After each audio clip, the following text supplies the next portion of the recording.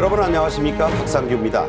이균용 대법원장 후보자가 대법원을 방문한 자리에서 최근에 무너진 사법 신뢰와 재판의 권위를 회복해서 자유와 권리에 봉사하겠다는 첫 지명 소감을 밝혔습니다.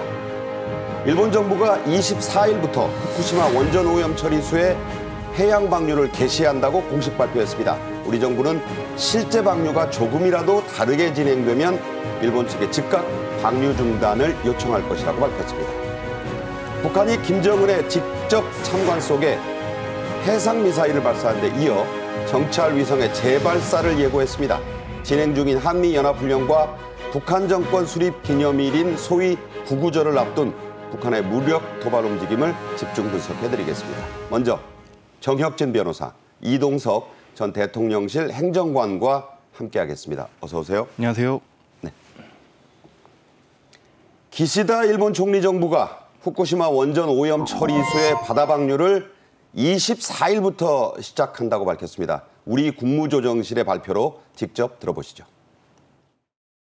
강요회의에서의 방류 개시 결정 관련 사안에 대해서 사전에 일본 측으로부터 전달받았습니다. 오염수 방류의 계획상의 과학적, 기술적 문제는 없는 것으로 판단했습니다. 다만 우리 정부가 오염수 방류를 찬성 또는 지지하는 것은 아님을 분명히 말씀드립니다. 실제 방류가 조금이라도 계획과 다르게 진행된다면 이런 우리 국민의 안전과 건강을 위협하는 것으로 판단해 일본 측에 즉각 방류 중단을 요청할 것입니다. 네, 박 차장은 지난달부터 일본 측과 우리 정부가 논의해온 오염 처리수 방류 관련 후속 조치들과 관련된 협의 내용을 공개했습니다. 대표적으로 크게 세 가지로 요약할 수가 있죠? 네, 일단은 동일본 대지진이 일어난 게 2011년 3월이었어요. 그러니까 지금까지 한 12년 6개월 정도가 이제 지난 건데 그동안에 보관된 그 오염수가 134만 톤이거든요. 네. 그런데 수용 용량이 거의 98%를 채웠기 때문에 지금 일본 입장에서는 방류는 불가피하고 그런데 그냥 막 방류하는 게 아니고 네. 알프스로 처리해서 방사능 물질을 제거하고 방류하는 것인데 이것이 이제 과학적으로 맞다라고 하는 것이 문제가 없다라고 하는 것이 IAEA의 이제 검토 결과 밝혀진 거고요. 그런데 여기서 우리나라 입장에서 중요한 건 뭐냐면요. 현장 사무소가 운영이 되는데 누가 운영을 하느냐? IAEA가 운영하는 거예요. 그렇죠. 근데 여기에 우리나라가 한국이 참여하겠다는 게 첫 번째고 두 번째로는 실시간 모니터링을 하는 것이 이제 두 번째고 네. 그다음 가장 중요한 건 제가 봤을 때는 이렇게 알프스로 처리한 것 그 계획대로 그 진행이 되면 문제가 없을 텐데 계획대로 진행이 되지 않을 수도 있잖아요. 그렇죠. 그럴 때 이상 상황이 발생할 경우에는 일본이 우리나라한테 즉시 연락하기로 했다. 이렇게 세 가지가 이제 우리나라 정부의 입장이 반영된 것이 아닌가 싶습니다. 네. 우리 측 전문가가 말씀 들으신 대로 후쿠시마의 국제원자력기구 현장 사무소를 정기적으로 방문해서 상황을 점검한다는 게 그 핵심인데요. 역시 그 구체적 내용을 직접 들어보겠습니다. 우리 정부는 지난달 12일 한일 정상회담에서 방류 점검 과정에 우리 전문가 참여를 요청했고 그 후속 이행 과정에서 IAEA 측에 우리 전문가 파견을 강력히 요구했습니다. IAEA 측은 우리 측 요청을 적극 반영하여 IAEA 운영체계 전반을 고려한 현실성 있는 최선의 방안을 마련해 우리 측에 제안해 왔습니다. 네, 거듭 들으신 대로 우리 측 전문가가 거의 매일이다시피 후쿠시마의 IAEA 현장 사무소를 정기적으로 방문하고 그 전문가가 방류와 관련된 정보를 국제원자력기구와 실시간으로 공유한다는 게 핵심이죠? 네, 맞습니다. 실시간으로 공유할 수 있다는 그 자체가 굉장히 의미 있다 그렇게 생각이 되는데요. 일단 한국 전문가가 이렇게 주기적으로 방문을 함으로써 일본의 그런 오염수 관련해서 실시간으로 모니터링을 할 수 있게 됩니다. 일단 그 IAEA가 이거를 이렇게 허가를 해주는 셈인데요. 이게 네. 어떻게 보면은 파견에 준하는 행보다 그렇게 생각하시면 될 것 같습니다. 네. 일단 매일 정보가 제공이 되고 그리고 화상회의도 이렇게 일주일에 한 번씩 그리고 2주일에 한 번씩 이렇게 제공이 된다고 하는데요. 화상회의를 통해서 실시간 모니터링을 할 수 있게끔 돼 있어서 어느 정도 검증이 되지 않을까 그런 생각이 듭니다. 지금 IAEA에서 이렇게 공유한다는 자체가 굉장히 특별한 일이라고 해요. 이게 우리나라가 그만큼 위상이 높아졌다. 그래서 우리나라에게 특별한 이런 거를 제공하고 있다. 이렇게 생각하시면 될 것 같습니다. 네. 일본 측이 우리 정부 당국의 요구에 부응해서 1시간 단위로 홈페이지에 그것도 우리말로 정보를 게재해서 올린다. 이것도 아주 특징이에요. 네, 알프스로 방사성 물질 69가지가 걸러지는데 걸러지지 않는 게 있어요. 그게 뭐냐면 삼중수소거든요. 걸러지지 않기 때문에 삼중수소와 관련해 가지고는 희석화시키게 되는데 어떻게까지 희석을 하냐면 1리터당 1,500 베크렐 이하로 희석을 하겠다는 거거든요. 예. 근데 이게 1,500 베크렐이면 WHO 기준의 7분의 1에 불과합니다. 그런데 중요한 것은 정말로 그렇게 희석화되는지 구체적으로 농도 수치를 확인을 해야 되잖아요. 그렇죠. 그러니까 일본이 여기에 대해서 1시간마다 홈페이지에 공유를 하는데 조금 전에 앵커께서 말씀하신 것처럼 그것도 일본어나 영어가 아닌 한국말로도 이제 공유를 하겠다. 그러니까 누구나 우리나라 사람이 들어가서 우리말 정보를 볼 수 있다는 거잖아요. 그렇죠. 전 세계 사람들이 다 볼 수 있지만 영어나 일본어는 좀 한계가 있을 수도 있으니까 한국어로도 이걸 공개를 하겠다. 이렇게 되어 있습니다. 네. 박진 외교부 장관은 한일 양국 간에 신속하게 정보를 공유하기 위해서 이중 한라인도 구축하기로 합의했습니다. 그리고 앞서도 나왔지만 방류에 조금이라도 문제가 생기면 즉각 방류 중단을 요청한다. 그것도 가능하다. 이렇게 밝힌 거죠? 네, 맞습니다. 박진 외교부 장관이 확실히 선을 그었다. 그렇게 생각을 하시면 될 것 같은데요. 정부 간 한 라인이 이렇게 구축이 됩니다. 그것도 2가지 한 라인이 구축이 되는데요. 첫 번째로 원자력 규제 기관이 있고요. 그리고 양국 간 외교 라인이 되겠습니다. 일단 방류가 잘못된다면 이것은 문제가 있다. 우리 정부 측에서 확실히 이런 제안을 할 거고 그리고 안전하지 않는 것은 방류에 대해서 반대를 한다. 이런 게 우리 정부의 확고한 입장이니만큼요. 일본 정부도 이거를 안전하게 방류함으로써 우리나라와 마찰이 없는 그런 행보가 되기를 기대해 보겠습니다. 네. 앞서 윤석열 대통령은 7월 12일 기시다 일본 총리와 정상회담을 가진 자리에서 모니터링 정보의 실시간 공유, 기준 초과 시의 방류 즉각 중단, 한국 전문가의 참여 등 3가지를 요구했는데 나중에 실무 과정에서 4가지로 늘었어요. 네. 일본 정부가 이번에 그 가운데 2개를 일단 받아들인 거죠. 그러니까 모니터링 정보를 실시적으로 공유한다. 그것도 한국어로. 이건 이제 조금 전에 우리가 살펴본 거고 그다음에 IAEA 사무소에 한국 사람들이 참여할 수 있게끔 한 것도 이제 받아들여진 건데 제가 봤을 때는 3개가 다 억셉트가 된 것이 아닌가 싶은 게 사실상. 네네. 네. 기준 초과시 방류 중단이란 말이에요. 그런데 우리한테 어떤 것을 약속을 했냐면 이상 상황이 발생할 경우에는 연락을 갖다 하겠다는 거잖아요. 네. 그런데 그건 뭐냐면은 기준을 초과한 계획과 달리 기준이 초과됐을 경우에 그때도 일본이 방류를 하겠습니까? 그럴 때는 우리나라가 방류를 중단한다라고 이야기를 했었고 예. 이렇게 우리나라가 요구를 했음에도 불구하고 방류를 계속할 것 같지는 않고요. 무엇보다도 일본이 뭘 구비해 놓고 있냐면은 긴급 차단 밸브를 구비해 놓고 있어요. 아하. 그래서 아마 그렇게 이상 상황이 발생을 하면 그러면은 이제 방류가 중단될 것으로 예상이 되니까 결국은 우리 대통령이 요구했던 것들이 실질적으로는 다 받아들여진 것으로 저는 그렇게 생각이 됩니다. 그러니까 정 변호사 말씀도 있지만 4개 중 2개는 이번에 즉각 받아들인 거고 사실상 3개를 받아들인 셈인데 네네.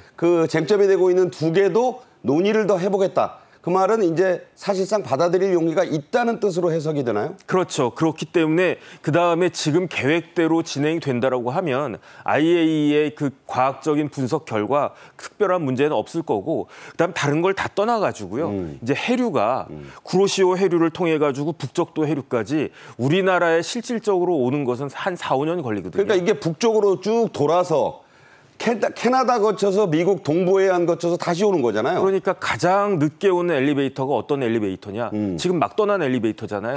네. 지금 지리적으로는 가까워 보여도 한국과 일본 사이 태평양과 동해 사이에는 일본이 가로막고 있기 때문에 실질적으로는 우리나라가 아마 제일 늦게 오는 그런 나라가 되지 않을까 싶기 때문에 그런 점들을 감안을 해서라도 제가 봤을 때 그렇게 크게 뭐 두려워하거나 불안해할 이유는 전혀 없다라고 저는 생각이 됩니다. 사실 여기서 우리가 다시 하나 꼭 짚어야 될 게 12년 전에 이 후쿠시마에서 원전이 문제가 생겼을 때 네네. 그때 엄청난 양이 아무런 필터링 없이 바다로 쏟아져 나왔던 거잖아요. 그러니까 지금 12년 반 동안에 그 모여진 오염수가 134만 톤이라고 그랬잖아요. 그런데 그때 동일본 대지진 그 당시에 어마어마하게 많은 134만 톤보다 훨씬 더 많은 오염된 물질들이 그 바다로 그냥 그 무자비로 그냥 방류가 된 것이 아니었겠습니까?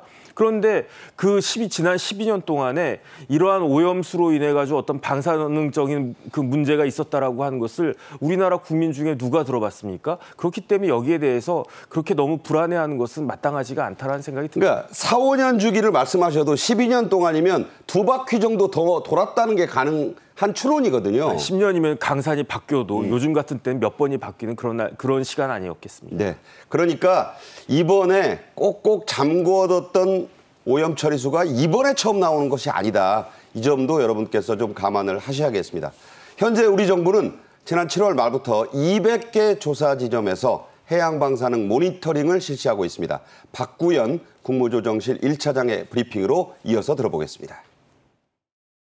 정부는 이에 더해서 해양 방사능 모니터링의 범위를 우리 해역 밖으로 대폭 넓혀 방류 초기에 오염수가 해양에 미치는 영향을 선제적으로 조사하여 일본이 방류 계획을 준수하는지를 능동적으로 확인, 점검할 계획입니다. 공해상 조사는 지난 4월 시범조사 이후 6월부터 매월 실시하고 있으며 기상 여건상 출항이 어려운 겨울철을 제외하고는 조사를 계속 이어나갈 계획입니다. 네, 24일부터 방류가 시작되는데 중요한 것은 이 방류 이후의 모니터링을 어떻게 할 것이냐. 지점을 몇 개를 두고 우리에게 미치는 영향을 확실히 체크해 볼 거냐. 이런 것들인데 여기에 대해서도 국무조정실 입장이 지금 상세히 나온 거죠. 네, 다시 한번 말씀드리면 해류가 구로시류 해류를 또 해가지고 태평양으로 가서 북태평양 해류를 만난 다음에 미국 앞바다까지 가요. 그럼 거기서 이제 캘리포니아 해류를 거쳐가지고 다시 북적도 북쪽에 있는 해류를 갖다 거쳐서 다시 구로시류 해류를 통해서 빠르면은 2년에 일부 그 물질이 들어오고 일반적으로는 한 4, 5년 만에 이제 한국에 들어온다라고 하는데 그렇게 된다라고 하면은 100만 분의 1 정도가 된다라고 이야기하는 거거든요. 그렇지만 혹시나 모르니까 만사부려튼튼이라고 한국 원자력연구원과 한국해양과학기술원에서 모니터링을 할 건데 일단 한 200여 지점에 대해서 보는 거고요. 그 다음에 한 500km 내지 1600km 떨어진 지점에도 8군데 정점이라고 하는데 이 정점이 조사 지점이거든요. 네. 이렇게 해서 어쨌든 모니터링을 상세하게 해서 일본도 자체적으로 하지만 우리나라도 독자적으로 해서 이 문제가 없도록 그렇게 지금 대비를 하고 있다라고 정부는 밝히고 있는 겁니다. 네. 여당은 각종 괴담, 가짜뉴스에 대해서 국민 여러분이 좀 엄정하게 보셔야 된다 이런 얘기를 하고 있어요. 그래서 TF까지 꾸렸는데 TF 위원장인 성일종 국민의힘 의원의 얘기를 한번 살펴드리겠습니다. 일본 정부가 후쿠시마 오염 처리수 방류 일정을 발표했습니다. 우리 해역에서 이루어지는 방사능 모니터링 감시 체계를 더욱 꼼꼼하게 챙겨서 국민들이 불안하지 않도록 발표해 줄 것을 요청했다. 자, 여당의 입장도 지금 상당히 심각한 그런 상황이죠? 네, 맞습니다. 일단 가짜뉴스에 대비해서 계속해서 모니터링을 해 나가겠다 그런 입장인데요. 우리 해안 주변을 계속 꼼꼼히 모니터링을 해서 오염수가 혹시라도 우리 해류에 이렇게 들어올 게 될까 봐 그거를 계속해서 감시하겠다는 입장입니다. 지금 여당에서는 가짜뉴스에 맞서서 굉장히 노력을 하고 있거든요. 네네. 예를 들면 일본의 해산물을 우리나라에 수입을 한다. 그런 가짜뉴스도 굉장히 만연합니다. 안 한다고 선을 그었는데도 맞습니다. 나와요. 여당에서는 확실히 국민이 안심이 될 때까지 수입을 안 하겠다. 그런 입장을 확고히 한 상태입니다. 우리나라의 지금 모니터링을 계속함으로써 국민의 불안을 증식시키고 계속해서 우리 국민을 설득해가는 과정이 필요할 것으로 보이고요. 일단 여당에서도 비상 상황 시에 방류를 그만해라 이런 입장을 드러낼 것으로 보입니다. 지금 야당에서는 이런 오염수 문제를 갖고 계속해서 총선의 이슈로 끌어가려는 그런 노력을 하고 있는데요. 네. 국민께 이런 정부의 노력을 계속해서 설득해가는 과정이 필요하다고 생각됩니다. 네. 선동이나 가짜뉴스 괴담이 발붙여서는 안 되고요. 과학은 팩트고 사실관계를 가지고 국민 여러분이 판단하실 수 있도록 돕는 것이 정부 당국, 정치인들의 역할이 아닐까 다시 한번 생각해 보게 됩니다. 자, 이제 다음 주제 얘기해 보죠. 어제 대법원장 후보로 지명된 이균용 서울고등법원 부장판사가 오늘 오전에 김명수 대법원장을 면담하기 위해 대법원 청사에 들렀어요. 이 길에 기자들을 만났는데 즉석 인터뷰가 이루어졌는데요. 먼저 내용 직접 들어보겠습니다. 최근에 무너진 사법의 신뢰와 재판의 권위를 회복하여 자유와 권리에 동사하고 국민의 기대와 요구에 부응할 수 있는 국민의 눈높이에 맞는 바람직한 법원이 무엇인지에 대해서 끊임없이 성찰해 보겠습니다. 네. 최근에 무너진 사법 신뢰란 말에 밑줄을 쫙 그은 기자들이 많았고요. 이균용 후보자는 이어서 요즘 초미의 관심사로 떠오른 사법의 정치화에 대한 기자들의 질문, 우려에 대해서도 이렇게 견해를 밝혔는데요. 역시 이어서 들어보겠습니다. 저도 어제 아시다시피 상중에서 제가 지명되고 신문에 보니까 거의 제가 썼던 글에서 나와 있다시피 그 이상 특별히 말씀드릴 것은 없고 재판의 공정과 그 중립성은 어느 나라 사법제도의 기본이기 때문에 더 이상 말씀드릴 게 없네요. 길지 않은 인터뷰였지만 할 말은 다 했다는 평가가 있습니다. 보셨는데 네네. 어떤 생각하셨어요? 제가 봤을 때 이균용 후보자는 이제 김명수 대법원장하고 공통점이 있어요. 네. 어떤 공통점이 있냐면 대법관을 거치지 않은 대법원장이라고 하는, 만약에 이제 그 임명이 된다고 하면, 하지만은 다른 점이 있는 게 이균용 그 후보자는 정통 법관으로서 최고의 엘리트 코스를 밟았던 분이에요. 네. 대법관만 되지 못했을 뿐이지. 그런데 김명수 대법원장 됐을 때 대법관 중에 김명수 대법원장보다 후배가 하나도 없었어요. 그렇죠. 그만큼 파격적이었는데 지금은 이균용 지명자 같은 경우에는 지금 대법관들이 거의 다 후배들이에요. 그러니까 왜냐하면 이제 김명수 대법원장하고 이균용 지명자하고 사이에 사법연수원 기수는 한 기수밖에 차이가 안 나거든요. 네네. 그러니까 이제 6년 전하고 그렇게 됐기 때문에, 그래서 법조계에서 신망은 제 생각에는 이균용 그 후보 지명자가 굉장히 높은 분이기 때문에 잘 하실 것으로 저는 그렇게 생각이 됩니다. 네. 기자들이 민주당을 중심으로 야권에서 윤석열 대통령과의 친분 때문에 지명된 게 아닙니까? 이런 비판이 나왔고 그 질문이 또 잇따랐는데 이균용 후보자 견해를 자세히 좀 밝혔네요. 그런데 이제 보면은 윤석열 대통령이 몇 학번이냐면 79학번이에요. 이균용 지명자는 80학번이에요. 같은 대학 같은 과에서 한 학번 차이인데 모르면 오히려 이상한 거 아니겠습니까? 더군다나 다른 데도 아니고 법조계는 굉장히 좁은 그 동네거든요. 그렇기 때문에 지금은 변호사가 막 3만 명도 넘고 그렇지만 예전에는 변호사가 3천 명밖에 되지 않았어요. 네. 그렇기 때문에 오히려 제가 봤을 때 친분이 없다라고 하면 이상하다라고 생각이 되고, 그렇기 때문에 이제 더군다나 이제 두 분 사이에는 어떤 친구가 있어서 친한 친구의 친구 사이다 이런 정도인데, 제 생각에는 윤석열 대통령이 다른 분도 아니고 검찰총장 출신이기 때문에 어떤 사람을 지명한다고 하더라도 친분은 다 있을 수밖에 없는 것이 아닌가, 저는 그렇게 생각이 돼서 그거 가지고 그 야권에서 왈가왈부하는 것은 좀 그 잘못된 것이다, 그런 생각이 듭니다. 자, 정확히 이렇게 얘기했습니다. 당시에 서울법대생이 한 160명 됐는데 네네. 고시 공부하는 사람은 얼마 안 됐다. 내 절친의 친구가 윤 대통령이다. 그냥 그런 정도다.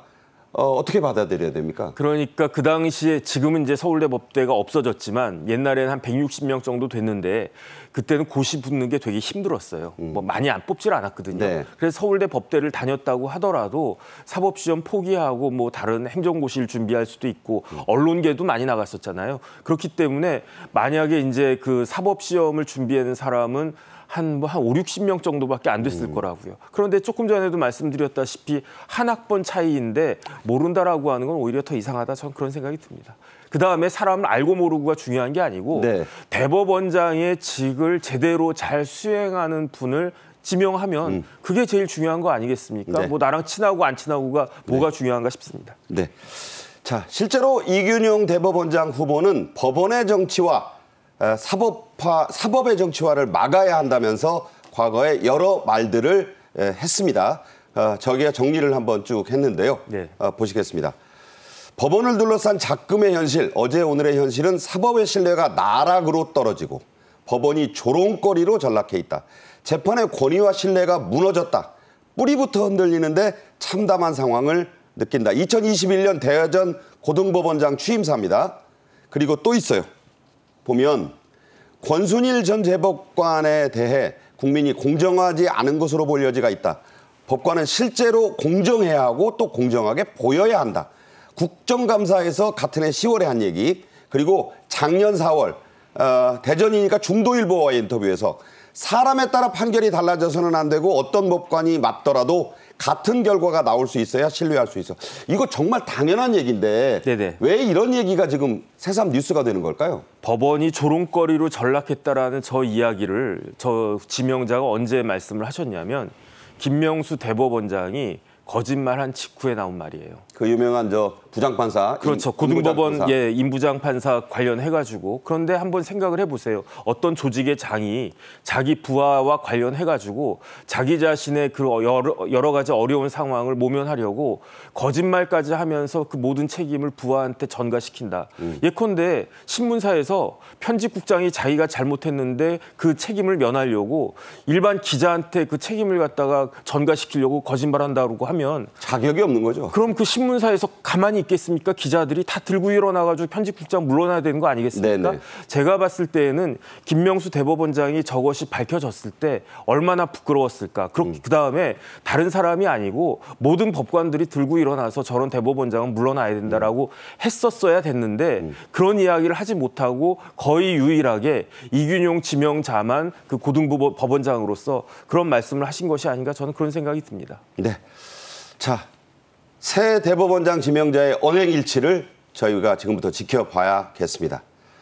다음 주제입니다. 윤 대통령의 개각이 또 어제 오후에 이루어졌어요. 저 내용을 한번 살펴보면서 얘기를 이어가겠습니다. 지난 6월 이후에 실시한 개각에 이어서 사실상 두 번째인데 이번 개각의 핵심 기획재정부 출신 인사가 3명이나 중용돼서 역시 경제에 방점을 뒀다는 그런 겁니다.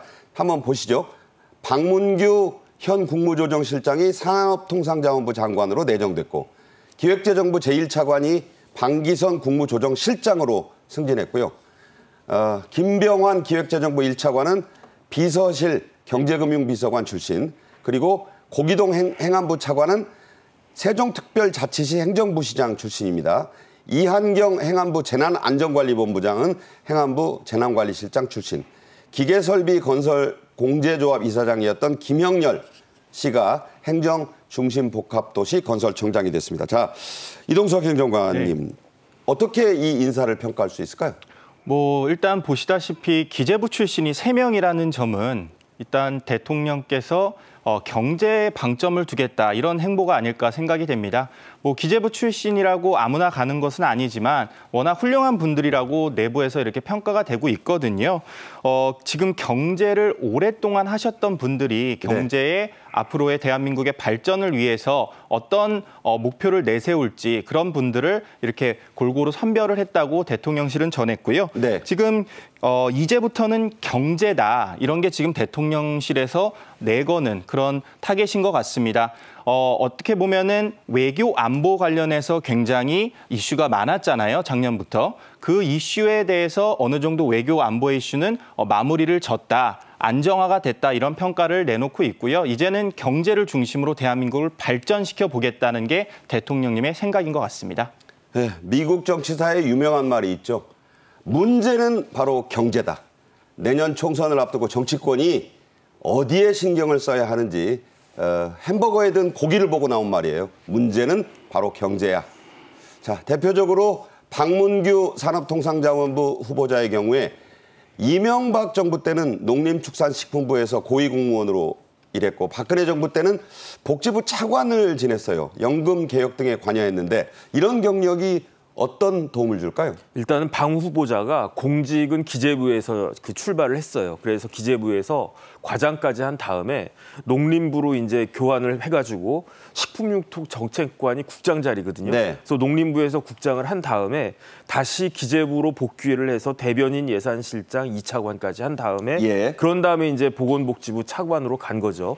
그 기재부 차관이 보건복지부 차관으로 가는 것이 그렇게 흔한 케이스는 아닌데 워낙 이제 지금 그 보건복지부 관련해서 우리나라 국민연금 관련해가지고 여러 가지 어려움이 있지 않습니까? 이런 문제를 해결을 하라고 아마 그때 이제 보건복지부 차관으로 보낸 것 같고 그 이후에 여러 가지 능력을 인정받아서 국무조정실장이 장관급 자리 아니겠습니까? 그렇죠. 그러니까 이제 국무조정실장까지 맡고 난 다음에 그런 다음에 이제 이번에 산업통상자원부 장관 후보자로 이제 지명이 됐으니까 아주 특별한 일이 없는 한 뭐 제가 봤을 때 무리 없이 장관이 되실 것 같고 그러면 이제 우리나라 경제를 위해서 많이 더 애를 써주셨으면 좋겠다는 생각입니다. 네, 특히 방기선 국무조정실장은 아시아개발은행 상임이사도 지냈고 기재부에서 근무한 경력이 있습니다. 이 임명이 경제와 실물경제와 금융 이게 요새 좀 더 문제잖아요. 이 두 마리 토끼 이런 말 잘 안 쓰자는 얘기도 있습니다만 이 두 가지를 모두 잡겠다는 의지의 표현인가요? 그러니까 방기선 이제 후보자 역시 기재부에서 굉장히 핵심적인 자리를 쭉 거쳐온 분이에요. 제일 중요한 게 정책조정국장 같은 그러한 자리는 기재부의 핵심적인 자리거든요. 그런 다음에 이제 차관복까지 하고 아시아개발은행 ADB에 가서 이런저런 그 경험과 국제금융과 관련된 경험을 쌓은 다음에 이번에 이제 국무조정실장으로 임명이 됐으니까 네. 마찬가지로 이제 경제와 요즘 우리나라는 경제가 다른 것이 아니고 금융이거든요. 그렇죠. 그렇기 때문에 그 적임자가 국무조정실장으로 임명이 돼서 그다음에 이제 대통령이 특히 경제와 금융에 대해서 관심이 많다라고 하는 것이 이번 인사를 통해서 드러난 것이다. 저는 그렇게 파악이 됩니다. 네, 이번 인사가 실물 경제와 금융을 다 견인할 수 있는 인사가 되어야겠다는 생각을 국민 여러분도 하시리라 믿습니다. 정혁진 변호사, 이동석 전 대통령실 행정관과는 여기서 인사드리겠습니다. 고맙습니다. 감사합니다. 감사합니다. 이어서 북한은 지금입니다. 야외 기동 훈련을 역대급으로 강화한 한미연합훈련이 사흘째 진행되고 있습니다. 북한은 김정은이 직접 참관한 가운데 해상미사일 발사 실험이란 걸 했고 조만간 정찰 위성을 다시 쏘겠다고 예고를 했습니다. 먼저 영상으로 보시죠.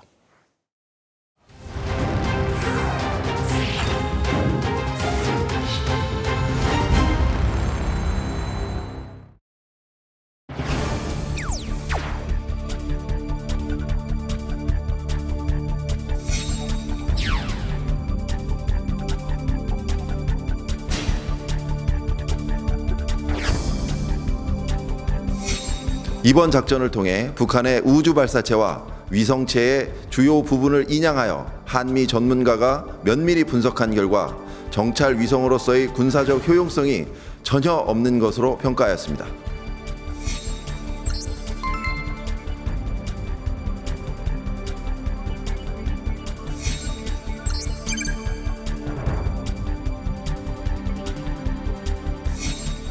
경애하는 김정은 동지께서는 이날 경비함 해병들의 전략 순항 미사일 발사 훈련을 참관하셨습니다.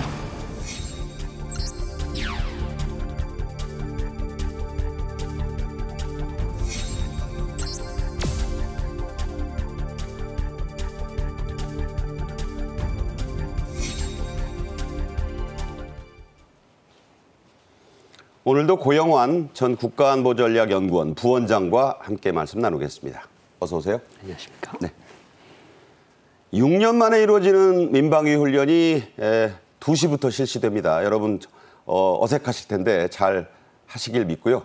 정부 차원의 북핵 대응 훈련이 처음으로 역시 진행될 예정입니다. 이와 관련해 윤석열 대통령이 직접 이런 말을 했습니다. 들어보시죠. 북한은 전쟁 목적을 달성하기 위해서라면 모든 가용 수단을 총동원할 것이며 핵 사용도 불사할 것입니다. 올해 연습부터는 정부 차원의 북핵 대응 훈련을 처음으로 실시합니다. 핵 경보 전파 체계와 국민 행동 요령을 홍보하고 국민 구호와 치료를 위한 국가적 대응 능력도 확실하게 점검하기 바랍니다. 이 발언이 나오던 날, 바로 지난 8월 21일 우리나라와 미국은 북한의 핵미사일에 대응하기 위한 을지 자유의 방패 연습을 시작했죠. 이에 대응하듯이 김정은이 이날 북한 해군 함대를 시찰하고 전략무기 발사 훈련도 참관을 직접 했죠. 그렇습니다. 우리가 UFS 훈련을 하고 이에 대응이라도 하듯이 김정은이가 동해함대 제2전대를 가서 경비함이라 그러는데 우리가 보건대는 그냥 경비정 수준인데 뭐 말로는 이지스함이라고 선전을 했어요. 북한 버전의 이지스함이라고 그러는데 우리 군이 판단은 조금 다른데 어쨌든 가서 순항미사일을 그것도 전략 순항미사일을 발사했다 이렇게 보도를 했습니다. 네. 그런데 이제 잠시 뒤에 얘기 나오겠지만 저게 생긴 게 전에도 이지스함이 아니라는 얘기와 함께 순항 전략 미사일이 아니다. 좀 속된 말로 뻥이다 이런 얘기가 나왔는데 이건 어떻게 보셨어요? 그게 이제 우리나라 전문가뿐만 아니라 우리 합참 그다음에 이제 미국 전문가들도 똑같이 저런 크기의 경비정 수준에서 전략 순항 미사일을 쏘기에는 너무 무리다. 일반 미사일이다? 그냥 함대함 미사일, 그러니까 러시아에서 U-35라고 우란 미사일이 있거든요. 네. 그것을 들여다가 역설계에서 만든 금성-3이라는 함대함 미사일이 있는데 여기 사정거리가 최대가 200km입니다. 그러니까 화염 크기나 미사일 크기로 봐서 요 정도인데 전략이라고 하면 적어도 수천 킬로미터는 날아가야 되는 거 아니겠습니까? 그러니까 이제 한미 전문가들이 판단하고 북한이 발표하고는 엄청난 차이가 있는 것으로 보입니다. 네. 김정은은 해상 경계 근무를 맡은 경비함 661호에 직접 탑승도 했습니다. 무장 상태, 전투 준비 등에 대해서도 확인을 했다고 북한 매체가 공개를 했는데 경비함 661호 대체 이게 어떤 건가요? 북한에서는 경비함, 우리는 이제 경비정이라고 할 수 있는데 661호는 압록급 호위함으로 추정이 되고요. 네. 그리고 해군 동해함대 제가 말씀드렸지만 이수상 전대 소속이고 외형은 스텔스 외형을 띄었습니다. 예, 그런데 각진 거 하면 이지스 같아요. 딱 이지스 같아요. 그리고 우리 이지스함이 축소형 같은 그런 느낌은 들어요. 네네. 여기서 이제 전략 순항 미사일을 발사했다 이렇게 발표를 했습니다. 주장입니다. 주장입니다. 네. 네. 자, 그런 얘기가 있고요. 북한은 이번 김정은의 해군 현지 점검에 대한 보도 북한 매체들을 대대적으로 동원해서 했는데 현지 시찰 중에 발사한 이 미사일이 목표를 명중 타격했다. 북한은 그렇게 표현을 하는데요. 직접 들어보겠습니다. 경애하는 김정은 동지께서는 이날 경비함 해병들의 전략 순항 미사일 발사 훈련을 참관하셨습니다. 함의 전투적 기능과 미사일 무기 체계의 특성을 재확증하며 해병들을 실전 환경에서의 공격 임무 수행 동작에 숙련시키는 데 목적을 두고 진행된 발사 훈련에서 단 한 치의 오차도 없이 신속히 목표를 명중 타격함으로써 함의 경상적인 동원 태세와 공격 능력이 완벽하게 평가됐습니다. 문제는 저게 TV 매체인데 북한이 저걸 명중 타격, 한 치의 오차 없이 맞췄다면 보여줘야 하는데 그냥 라디오 보도하듯이 그냥 맞췄다. 그렇게 알아라 이렇게 보도했거든요. 북한이 이제까지 맞춘 거는 저기 그 청진 쪽에 있는 R섬을 들어가서 맞추는 그런 사진들을 공개했는데 이번에는 사진 공개가 없었어요. 네. 그리고 사진도 몇 장 안 나왔고 그래서 우리가 보건대는 우리 군에서 이야기하는 것처럼 전략 순항 미사일도 아니고 명중도 못했고 네. 그런 사진도 없었고 그래서 북한이 발표는 과장된 발표다 이런 발표를 했습니다. 네, 그러니까 이게 선전전의 일환이라고 보는 건데 네. 이렇게 이지스 함이니 전략 순항 미사일이니 명중이니 하는 거를 굳이 저렇게 목소리를 키워서 선전하는 이유가 있을 거 아니에요? 사실은 저게 이제 순항 미사일 최신형 순항 미사일처럼 보도를 했는데 이제 우리 군 당국에서 이야기하는 것은 한 10년 전에 이미 만들어진 거고 아마 도료는 새로 칠했을 수 있는데 이것이 페인트. 이것이 네네. 이제 스텔스 도료는 만들기가 정말 힘들거든요. 그 도료를 그냥 페인트로 한 것으로 일단 판단이 되고 그리고 여기에서 이런 작은 규모의 경비정 수준에서 호위함 수준에서 전략 순항 미사일을 발사했다는 것도 그러니까 이거 모든 것을 보면 어쨌든 좀 블러핑이 좀 심한 과장해서 보도하는 경향이 북한이 분명히 있거든요. 네. 그런데 우리가 이제 을지 자유 방패 훈련을 대규모로 하는데 거기에 맞서서 뭔 하긴 해야 되겠는데 이전 같으면 그 원산 앞바다에다 수백 문의 포를 놓고 막 쏘던 때도 있었거든요. 몇 년 전만 해도. 몇 년 전만 해도. 그런데 아마 지금 사정을 북한 사정으로 봐서 저렇게 조그만 호위함 수준에 올라가서 저것을 보고 전략 미사일이라고 그러고 순항 미사일이라고 이러는 거 보면 북한이 과장이 좀 도가 심한 것으로 그렇게 판단할 수 있을 것 그러니까 같습니다. 기름도 없고 예. 그렇게 할 무기도 없으니까 예. 말로 지금 하는 거 아니냐라는 얘기가 나와요. 말로도 하려면 화면으로 하려면 맞추는 거라도 어떻게 합성을 해서라도 해야 되겠는데 그것도 안 나온 거 보고 그리고 김정은의 표정이 별로 좋지 않아요. 네. 이제 딸 때 보면 막 웃고 막 박수 치고 막 이러는 게 나오는데 네네. 이런 걸 보면 아 이게 별로 명정한 것 같지도 않고 북한의 순항 미사일 같지도 않고 네. 아니면 전략적 순항 미사일이라는 것은 약간 터무니없는 거짓인 것 같다 이렇게 판단을 합니다. 네.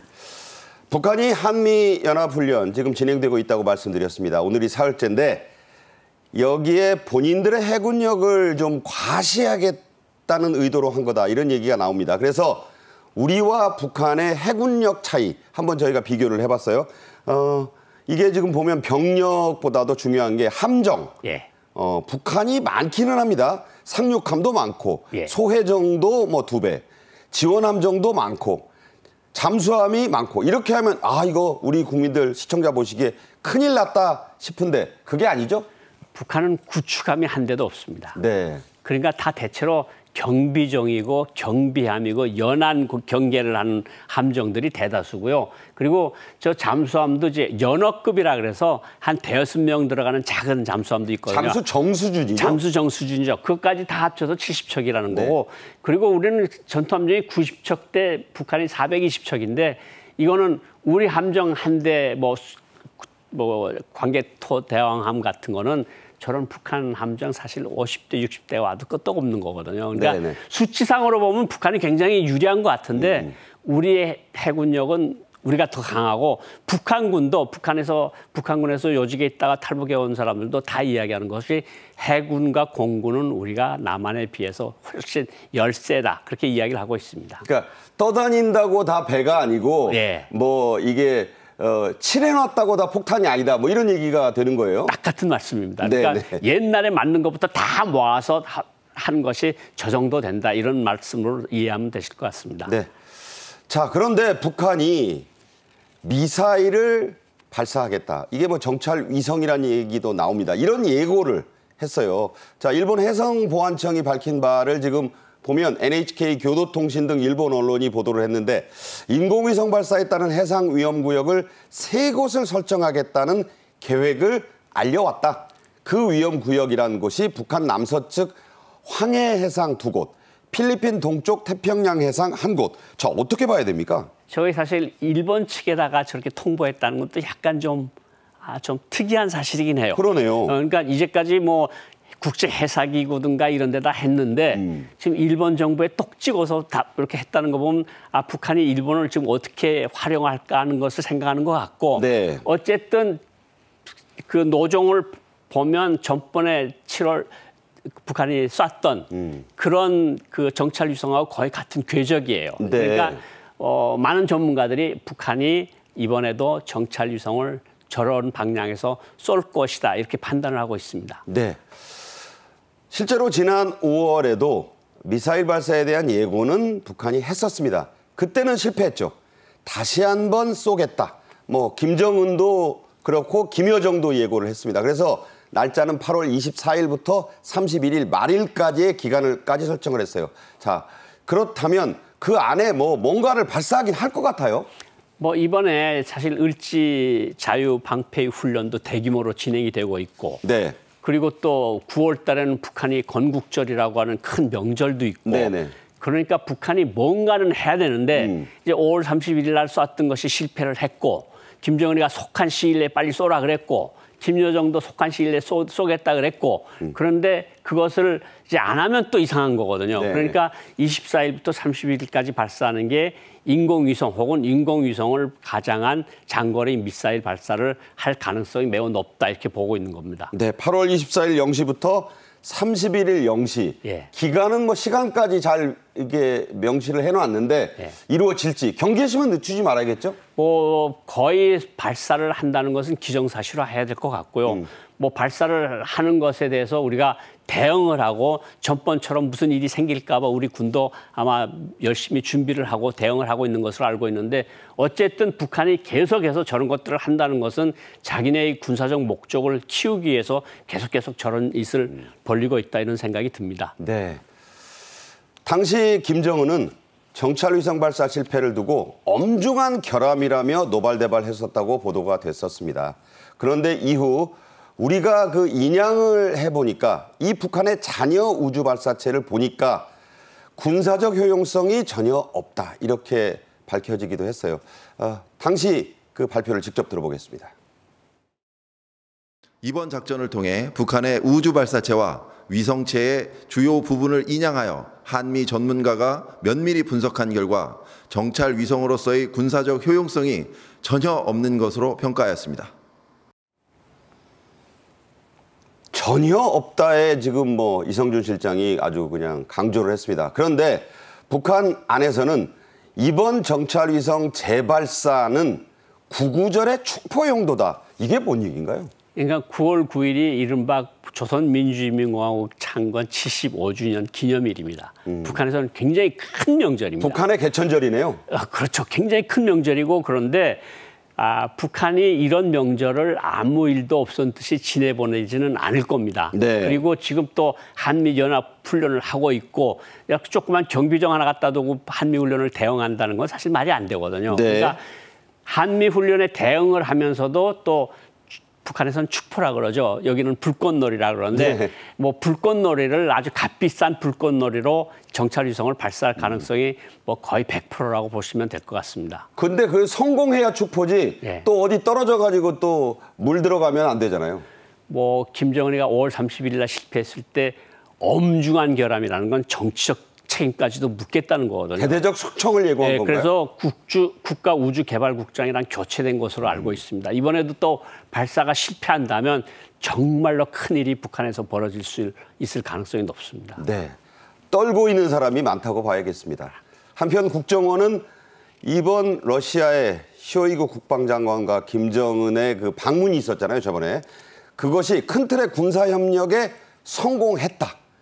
이렇게 분석을 했는데 이 부분은 어떻게 보십니까? 사실 러시아로서는 지금 가장 급한 게 이제 미사일, 방사포탄, 그리고 포탄들, 총탄들이거든요. 이런 것들은 북한이 충분히 줄 가능성이 있고 이제까지 미국이 발표한 거 보면 그런 것을 줬는데 북한에서 그러면 받아올 것이 무엇이냐? 그러면 최신형 전투기든가 아니면 북한에 들어와서 지금 활동하고 있는 미그 29기 그 수리를 북한군이 제대로 못하고 있다 그래요. 아하. 그래서 그 수리를 맡기는 등 군사 협력을 충분히 그 강도를 높일 가능성은 이번에 증명이 됐다 이렇게 볼 수 있을 것 같습니다. 그렇군요. 열병식 그리고 김정은이 직접 쇼이구를 안내해서 그 무기 보여주는 장면들 이 시간에도 여러 번 보여드렸습니다만 그 심야 열병식 이후에 특히 북러가 밀착하는 모습이 지금 눈에 띕니다. 그때도 무기 수입권으로 방문이 있었던 만큼 북한과 러시아의 무기를 저희가 비교해 봤어요. 대표적인 걸. 그랬더니 정말 물리적인 크기, 생긴 거, 비행 궤적까지 비슷하다는 건데 러시아의 토플 MSS-27 모델 2와 북한의 화성 18형 정말 저기 위에 바둑 무늬만 빼면 똑같네요. 색깔만 빼놓고는 거의 같고요. 그리고 모습도 직경도 거의 같고 비행 궤적도 거의 쌍둥이입니다. 아하. 그러니까 북한이 러시아로부터 그 어떤 기술을 전수를 받아서 보스토플 M이라는 미사일 같은 것을 만들어낸 것으로 우리가 전문가들이 보고 있고요. 북한제 무기들이 대체로 러시아산 기술에 기초해서 만든 무기들이 참으로 많습니다. 네. 자, 한미 연합훈련이 지금 야외 기동 훈련을 확 늘려서 지금 사흘째 진행되고 있다는 말씀했는데 북한이 이에 맞서듯 북러 연합훈련을 진행하겠다 이런 그 의도를 드러내고 있어요. 실제로 이루어질까요? 러시아가 북한한테 제기를 했습니다. 북러 군사훈련을 하자 그랬는데 사실 북한이 한국을 많이 비판한 게 한미 연합훈련을 한다 그러면서 주체성이 없다고 비판했는데 맨날 그거 비판하죠. 네, 맨날 비판했는데 북한이 만약 러시아하고 하면 우리를 비판할 근거나 명분이 사라져요. 그런데 급한가 봐요. 그러니까 급하긴 하니까 저런 말들이 오고 가는 것 같은데 만약 북한하고 러시아하고 합동군사훈련이 진행된다면 북한이 정말로 어려운 처지에 있다는 것을 방증해주는 그런 것으로 볼 수 있을 것 같습니다. 그러니까 이제 내로남불이 되는 거예요. 그렇죠. 맨날 한미연합훈련 중단하라, 뭐 미군 철수하라 해오다가 예. 이제는 러시아를 끌어들이는 거 아닙니까? 그렇죠. 끌어들여서 러시아하고 훈련을 한다 그러면 말 그대로 그 사람들 논리대로라면 주체성도 없고 그리고 다른 나라하고 훈련을 하면서 결국은 비판을 계속했는데 그럼 우리를 비판하면 어떡하지? 이런 것도 있는 거거든요. 그러니까 정말로 내로남불이 되는 거예요. 그러니까 네. 저것을 진행될지는 조금 더 두고 봐야 될 것 같습니다. 네. 고영환 원장과 말씀 나눴습니다. 잘 들었습니다. 감사합니다. 저희 정책인 이슈가 준비한 오늘의 소식은 여기까지입니다. 오늘도 시청해 주신 여러분 감사합니다.